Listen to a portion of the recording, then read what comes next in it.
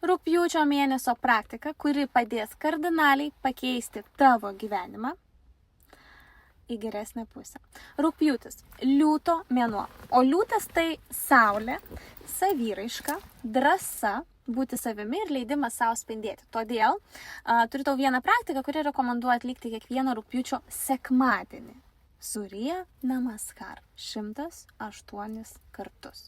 Kas yra Surya Namaskar? Tai iš senovės Indijos jogos tradicijos kilusi 12 jogos pozų seka, atliekama kaip pasveikinimas saulei. Surya reiškia saulė, o Namaskar pasveikinimą arba pagarba. Šią seką galima atlikti kaip fizinę praktiką, mankštą, kartu sutelkiant dėmesį į kvėpavimą, judesį ir vidinę būseną. Žodžiu, YouTube'as jums į pagalbą. Kodėl būtent 108 kartus? Kas išmano numerologiją žino, dabar mokiniai mano bus, ne?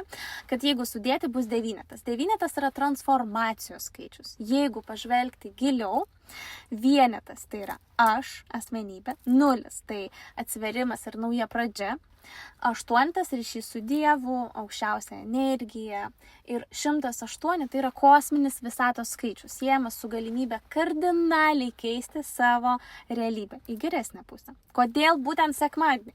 Nes kiekviena savaitės diena turi savo energiją ir yra siejama su tam tikra planeta. Sekmadienis priklauso Saulei. Kaip mokiniams pasakoju mokyklai pas save numerologijos ir astrologijos. Taigi, liūto mėnuo būtent apie Saulę, apie tai, kad nustotumėt slėpti save, bijoti būti matomi ir nuolat bandyti tapti tuo, ko iš mūsų tikisi kiti. Nes mūsų pagrindinė užduotis šiame gyvenime – būti savimi.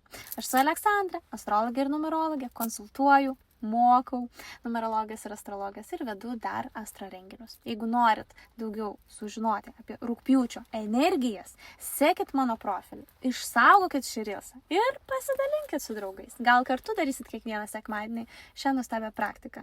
O paskui galit pasidalinti, kokie geri rezultatai bus, nes jie faktas, kad bus.